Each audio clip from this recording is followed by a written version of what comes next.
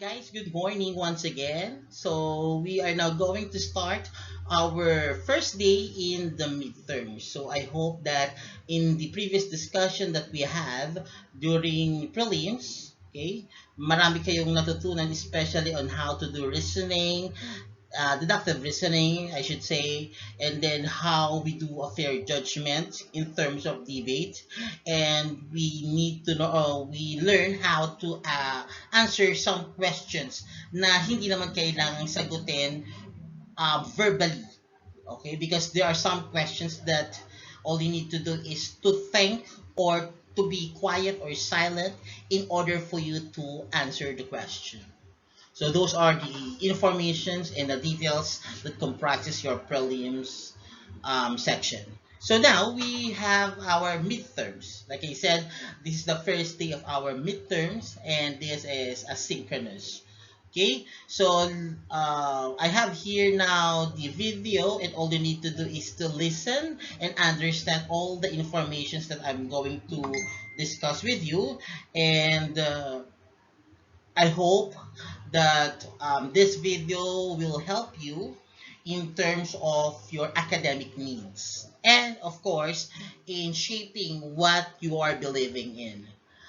Okay, and this video comprises of three informations or details. So the first one is philosophizing. Okay, then the second one is method of philosophizing, and then the last one is the insights. Okay, so those are the contents of our discussion for this video. But before that, guys, so let's start the ball rolling by asking you some questions. Guys, being a teenager, we do know, or being a young adult, okay, so we know that you have a lot of questions. You are searching for a question, or you're searching for an answer for your questions. But some of your questions has already been answered, but you're not contented with the answers. So that's why naghahanap pa kayo ng mga kasagutan. Okay? And if you already know the answer of your question, still you're asking if those answers are correct or not. Okay, you are depending the answer or weighing the answer by simply checking if it has a good effects on you in the long run, or in the other way around, meaning to say if that will be a bad effect on you, so technically that's a wrong choice. But as a teenager, okay, hindi natin yan may iwasan, even I. Okay, kahit naman matanda na, kahit naman na ako, I still have a lot of questions in myself, okay? And not even in myself, but also in the people or in my surroundings. Ganun pa rin. May mga questions pa rin ako. But let's see some of the questions that we encounter nowadays. But the question is very simple. Okay? Parang matatawa lang tayo dun sa mga question na-encounter lang natin. Just like this. Okay? These are the questions. The first one is, bakit di ako crush ng crush ko? Okay? Matatawa kayo for that question, but still, that's a question. And there are a lot of teenagers, not actually teenagers, young adults, or even the adolescents. Still, that is the question that may arise nowadays. And the second one is the line of Liza Soberano in one of her movies, The X and Y's. Palit ba ako? Kapalit-palit ba ako? Right? That is the question of Liza Soberano to Enrique Hill. Then the next one is, where's heaven? Those are the question of children to their parent or to the adult. Kasi may sinasabi ikaw, kung nakagawa ka ng kabutihan, mapupunta ka sa heaven. Pag nakagawa ka ng masama, mapupunta ka sa hell. Pero the question, the children's question is, where is heaven? Diyan lang ba yun sa kanto? Doon ba yun sa clouds? Okay? Yun yung mga ganon. And then, sometimes, even this is an obvious question, tinatanong pa rin natin, Why you're crying? You're crying because of what? Is that the tears of joy? Or is that tears of sorrow? Or nahihirapan ka na ba sa buhay? And then even you are not okay, still they will going to ask you, are you okay? Right? At ito pa, very typical. Do you love me? Or do you still love me? Okay, those are the questions that requires a simple answer. But still, even though we already have the answers, we are still not contented with the answers. We are still looking for something that will content our feelings. Okay? Because sabi nga nila, the only thing na matatapos tayo is if we find the happiness. Siyempre, yun na yung pinaka-end point eh. Kung nakita mo na yung happiness mo, edi tigil na. Okay na eh. Masaya ka na. Pero yung iba nga kasi, di ba, kahit nga masaya, hindi pa rin tumitigil. Kailangan mag-continue pa rin ng happiness. Hindi lang sila kontento dahil na-experience nila yung happiness. There is still an extension for that. Okay? But, in this particular scenario, when you're asking or when we are asking something, okay, when we are asking something which is very typical, but yet we're still searching for an answer for that question, that's what we call philosophizing. Okay? Technically, wala naman talaga siyang word of philosophizing eh. It's such that ginawa na lang siyang word talaga na philosophizing kasi dito, there's no right or wrong answer. You don't need to base it in terms of science. Okay, because when we say science, that's a systematized body of knowledge. But here in philosophy, okay, when we say philosophizing, you don't need to follow procedures or rules. Okay? If you learn something or if you know the answer of your question, that particular thing that you already answered, that you have the answer, depende sa'yo yun kung kukunin mo pa rin yung answer na yun or hindi, or itatanggapin mo yung answer na yun or hindi.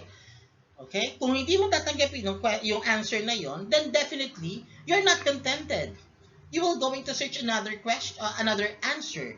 Yun yung tinatawag natin in medical terms, second opinion. And meron din third opinion. And meron din fourth opinion. Okay? Hanggang sa makarating ka into an nth opinion. Hanggang sa masatisfy ka dun sa gusto mong makuhang sagot. Okay? So when we say philosophizing is, yun nga, philosophizing is a searching for a meaning. Okay? Ano ba ibig sabihin? Ano ba yung kasagutan sa tanong?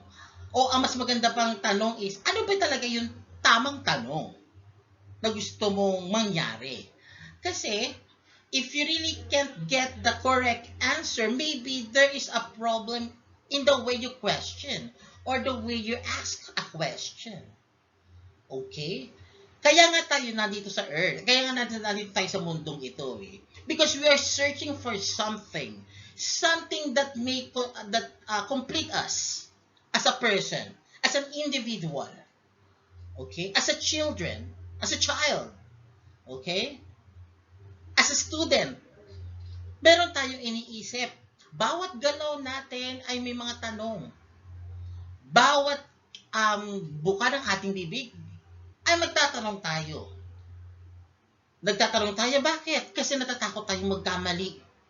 O natatakot tayong makasakit ng kapwa natin. Those are methods of philosophizing or philosophizing. O mas magandang term yun in Tagalog, yan ay pagninilay-nilay. Okay? O pagmumuni-muni. Okay? Kung tama ba o mali, nakasakit ka ba o hindi. Okay? Kung masaya ka ba o hindi. Those are philosophizing. And according to the book, there are 4 methods of philosophizing. Okay? So these are the methods of philosophizing. So the first method is what we call the logic. Okay? Logic is very common to us. Okay? Kasi naririnig na natin yan eh. Why? Paano? 1 plus 1, 2. Kasi, lalo na kapag nagganito ka, 1 plus 1, pagsamahin mo lang, 2. Bakit? Paano 2? Kasi, simple, logic eh. Logic lang naman yun eh. 1, sama po yung isa, di magiging dalawa na. What are the examples of logic? Pag nahulog, ano gagawin mo? Siyempre, logic na yan. Kung may nahulog, it's either napupulutin mo yon kung mahalaga yung nahulog, lalong-lalo na ang pera, or kung nahulog man yan, pero pagkain yan, siyempre magdadalawang isip ka pa nga yan kung pupulutin mo o hindi eh. Bakit? Kasi meron na tayong 5-minute rule or minsan na 1 minute eh, or depende sa tao. Kasi bakit? Kasi hindi pa madumi o wala pang germs. Ganon? 'Di ba? That's what we call logic. Okay? Wherein we are thinking or critically thinking to something. Okay? And then we are doing some reasons or basis for reasoning. Okay? Here, we are constructing and analyzing something which is beneficial or not beneficial to us. Okay? But more often, it should be beneficial. Bakit? Kasi syempre, as a person, as an individual, alangan namang gumawa ako ng isang bagay na ikasasama ko o makakasama sa akin personally or makakasama sa iba. Diba? Kasi pag nakasama yan sa iba, meron niyang balik sa'yo. Right? So that's what we call logic. Wherein a thing that we need to have a critical thinking skills, or should we say we need to put some higher order thinking skills in order for us to get a simple answer or to answer to our questions. And here, there is no rules. If there is a rules, kung meron mang rules na naka-apply dito sa logic, that is the rules na ikaw mismo ang gumawa. Personally. Or there is someone that has been already set a rule or rules for that particular scenario or situation. And in that particular situation or that particular procedures, pinag-isipan niya yung mabuti. Okay? So that's why logic's formed. Pero hindi natin i-elaborate yung logic kasi, guys, logic is also a subject in college. Okay? There is a separate discussion when we say logic.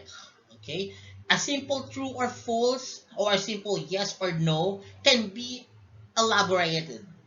Okay? It can be expounded by means of computation. Yes. So that's why we need to put some information or a few information about the discussion on logic. And aside from the logic, we still have existentialism. But in terms of existentialism, I guess there is a group that that will discuss for existentialism. But according to the information, when we say existentialism, yun na nga, kung babasahin nyo dito, kung mababasa nyo rito, this emphasizes the importance of the free individual choice. Ibig sabihin nito, depende sa'yo kung gagawin mo ba yung bagay na yan o hindi. Okay? Kung ito ba ay may kabuluhan sa'yo or if there would be a significance if you're going to do it or not. So we are not going to discuss it further kasi this will be discussed by the specific group. I guess this is group 3 or group 4. Next, analytic tradition. Okay, when we say analytic tradition, this can be called also a linguistic philosophy. For example, as you can see sa ating PowerPoint, we have here Superman. And then in Superman, sabi nga ni Superman, with great power comes with great responsibility. Okay? So, dahil nga Di ba lagi naman na nangyayari yan? Kuwari, merong na-promote ka. O sabihin na natin, naging leader ka sa isang grupo. Okay? Ngayon, dahil nga leader ka sa isang grupo, obviously, you need to put some effort. And because of your responsibility. Siyempre, ikaw bilang tao, at dahil nga ikaw ay avid fan ni Superman, okay, gusto mong i-put yung sarili mo or you want to put an empathy to yourself that being a Superman, as per Superman said, with great power comes a great responsibility. Okay? Ganon. Ano pa? For example, sabi sa'yo ng nanay mo, mag-aral ka. You need to study. You need to study because ikaw ang aking tagapagmana. Okay? So, dahil ikaw ay nag-iisang tagapagmana, yun ang magiging focus mo. Okay? So, you need to study well. Not only studying, but you need to graduate with flying colors. Okay? In order for you to get your goal, which is being a heir or heiress on your company. Okay? Tapos sabi sa'yo ng tatay mo, o anak, okay, kailangang magsumikap ka sa trabaho mo para may marating ka sa buhay. Okay? So that particular praise of your father, okay, ang gagawin mo syempre, since you want to obey your father is, magtatrabaho ka ng mabuti. Pag nagtrabaho ka ng mabuti, okay? Pag nagtrabaho ka ng mabuti, syempre, makakapag-ipon ka. At pag nakapag-ipon ka, may pupundar mo yung gusto ng father mo, di ba? So, that's what we call analytic tradition. Wherein, meron tayong basis na pinaglalaanan o pinagbabasihan. Okay? Meron tayong basis na nakafocus tayo. Okay? Pero, when we say basis, kailangan yung mga gawi or kilos natin should be also aligned with our vision. Okay? Just like vision and mission. In order for you to attain your vision, is obviously, you need to have your mission. But, make sure that the mission that you will be having is good. Okay? And not only good. Okay?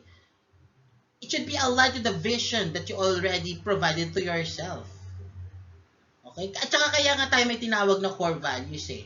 Ibig sabihin, kailangan mong para makamit mo yung vision mo, kailangan gawin mo tong mission mo, pero kailangan hindi ka gagawa ng masama para makuha mo yung iyong vision. Okay? So, ganon. That's what we call analytic tradition. So, next. So, the last one is the phenomenology. Okay? For example, guys, ito, yung nakikita nyo dyan sa slide natin. Sabi nila, hindi ito yung unang pandemic na nangyari sa atin, na malala. The last pandemic that we had before was 1900, and that is the Spanish flu, na halos pumatay ng ilang milyong katao sa buong mundo. Okay? Sabi nila, kung nabasa niyo sa FB, 1900, ngayon nasa 20 ano na naman tayo. So, ibig sabihin parang 1920s yung nangyari, ngayon is nasa 2020s. So, 100 years. Every 100 years daw nangyayari. Okay? So, ganun yung nangyayari. Ibig sabihin, parang meron silang pattern na sinusunod. Okay? So, that's why kailangan, ang ginagawa nila, kung yun ay nangyari noon, at nangyari ulit ngayon, okay, gumagawa sila ng mga paraan na kaparehas yung nasa noon to prevent na hindi mangyari yung ito sa kasalukuyan natin. Paano pa? Okay, let's have an example for a student. Okay, during his or her middle school, grade 7 to grade 10. Okay, ang hirap. maging estudyante ng grade 7 to grade 10.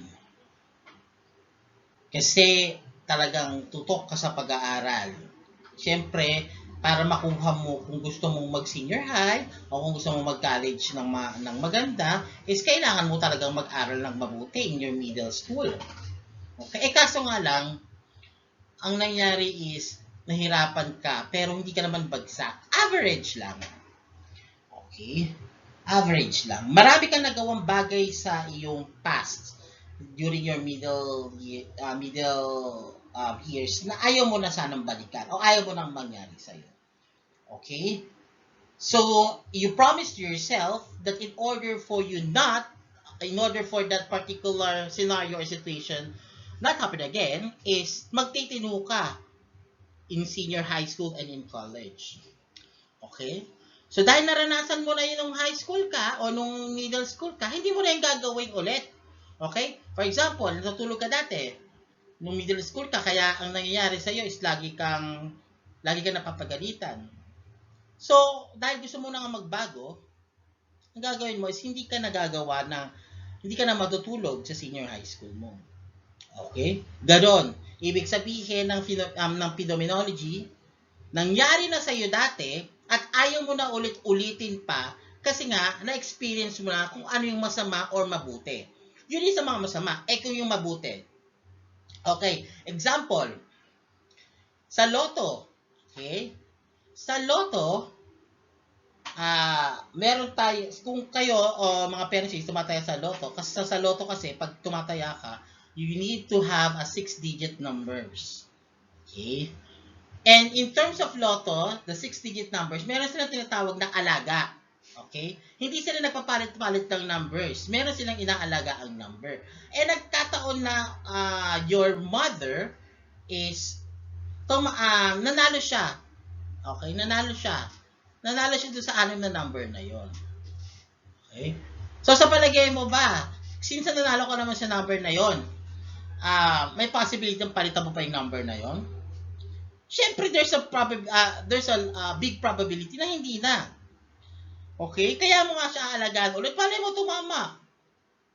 Okay? Aantayin mo lang. Ganon yung nangyari. Ibig sabihin nun, dahil nga tumama na siya dati, okay, nanalo na siya dati, doon sa number na yon, is tatayaan niya ulit yung number na yon. Kasi, she already experienced the art of winning in that particular number combination. Okay? So, ganon yung phenomenology. Good or bad scenario, hindi or pwedeng ulitin, depende sa kanya kung gagawin niya yun sa kasalukuyan. That's what we call the phenomenology. Okay? And in terms of this particular situation, guys, pag tayo, sabi ko nga sa inyo, in terms of philosophizing, there is no right or wrong answer. Nagiging tama lang naman talaga siya kapag okay sa atin naging pabor sa atin yung sitwasyon. Pero kung hindi pabor sa atin yung sitwasyon or may nangyaring hindi maganda doon sa sitwasyon na yun, obviously, kinoconsider natin yon na mali. Okay? But those things na nakukuha natin na sagot, okay, ang tawag naman doon ay insights. Okay? When we say insights, ibig sabihin nito, alam mo na may kasagutan na yan, pero meron ka pang gustong malaman na kasagutan na iba doon sa nakita mo. Like I mentioned, this is what we call the second opinion or third opinion until in the end opinion. Okay? Nakita mo na yung magiging resulta, maaari nang makasama sa iyo yung magiging resulta o maaaring makabuti sa iyo yung resulta na yan. So, pag nakabuti sa iyo yung resulta, o pag nakabuti sa iyo yung sagot o yung resulta na yon, siyempre gagawin mo kasi nakabuti nga sa iyo yun in the long run. Pero kapag nakasama sa iyo yung sitwasyon, siyempre depende pa rin. Okay? Malay mo sa kanya nang masama yun, pero sa iyo hindi pala. Ganon din sa magandang malay mo maganda lang sa kanya yan, sa akin pala hindi. Okay? So those are the insight. That will be depending on the people or the individual whether he or she will take it or not.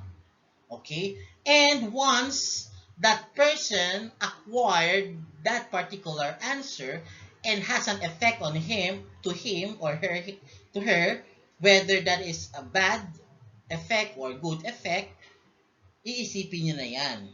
Okay? Mag-iisip na siya kung bakit ba kasi ito ang ginawa ko. Okay? Pag naging masama epekto, bakit kasi ito ang nangyari sa akin? Bakit kasi ito ang naging epekto sa akin? Kapag mabuti naman, ang naging epekto, sana, yun na lang pala yung dati ko pang ginawa. Kung yung dati ko pang ginawa, sana naging okay na ako dati pa. Right? Ganoon yung mga insights nila. At yun yung mga iniisip nila pagkatapos sila ma-experience yun. And that particular process is what we call reflection. Okay? A process of reflecting or making some summarization or feeling of the effects of what that particular individual feels or acquired on that particular situation. Okay, isipin mo, naging maganda nga, maganda ba sa akin? Naging pangit sa kanya, malay mo maganda naman sa akin. Walang particular na tamang sagot. Wala rin particular na maling sagot.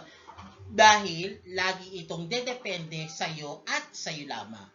Okay, it will be depending on your situation.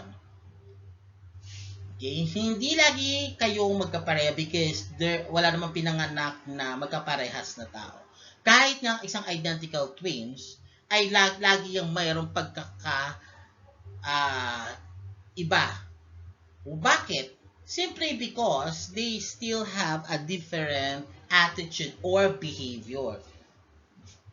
Bakit? Kasi syempre, hindi naman lagi silang magkasama.